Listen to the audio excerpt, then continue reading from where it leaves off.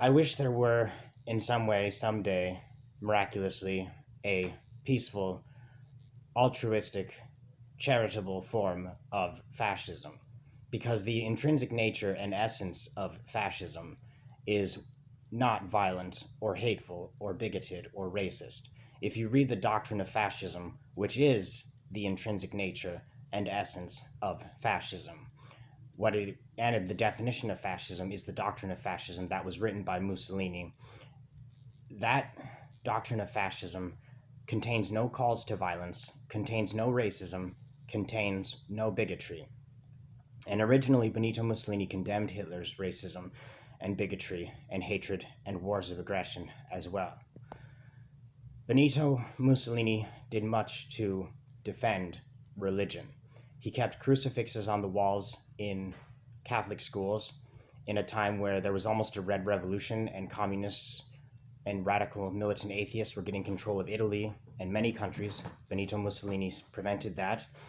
And Benito Mussolini created what is today Vatican City State. And he accomplished what many saints tried in vain to accomplish. He also got the Pope to make St. Francis of Assisi the patron saint of Italy. And he abolished slavery in Ethiopia, and he basically turned Italy into kind of a theocracy.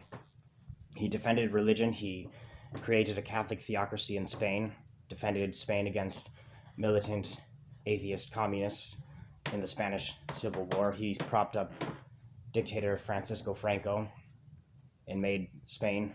He created his own form of government, replacing democracy.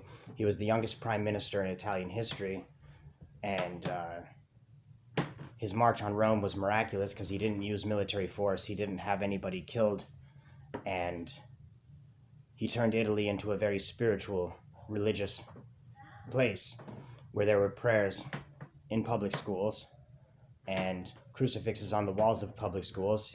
He made Italy great again, and his favorite visitor was actually Gandhi. And when Gandhi showed up, al duce, Mussolini smiled ear to ear at Gandhi's humility, poverty of spirit, and Gandhi didn't care what other people thought of him. Gandhi showed up half naked with a goat, and Mussolini just smiled at such humility and poverty of spirit. And Mussolini wished he could have been more like Gandhi. And he was very concerned about India's getting independence from Great Britain.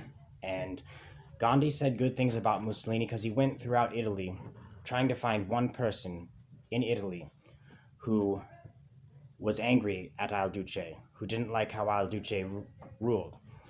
And of course, we know how it ended for Al Duce as he hung upside down by his heels and was used as target practice. But before that, the Italians really loved him. He was in power for almost 23 years, and they really loved him prior to that.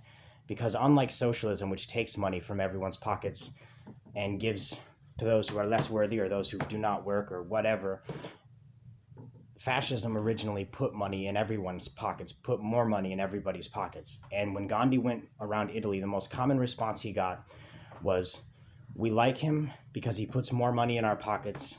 He makes us proud to be Italian. He makes us patriotic. That was originally what it accomplished. He made short work of the mafia. He lowered crime in Italy. He gave farmers free land. Like I said, he defended religion. He defended religion actually more than any other person I know of his generation, of the 20th century, actually. None of the saints that I know of, not even Pope John Paul II, who comes to mind as a great defender of religion and a great enemy of communism, did not do such a thorough job as Mussolini did in the nearly 23 years that Mussolini was in power. And the doctrine of fascism is very spiritual and very religious. It says, we will defend God. As the Bolsheviks seek to efface God from the hearts of man, every fascist has a responsibility to defend God from the Bolsheviks and the communists, and defend God in all forms, defend God in all religions, meaning, he says, even as God is understood in the most primitive understandings of God, he wanted to create an alliance of all religions against radical secularism. He wanted religions to stop fighting over doctrine and dogma and unite in a common bond. We all believe in the supernatural. We all believe in supernatural entities, and unite all religions against radical communism, radical atheism. And so Mussolini accomplished a lot. He made short work of the mafia. He drastically lowered crime. He abolished slavery. He got control of a first world democracy without anybody voting for him.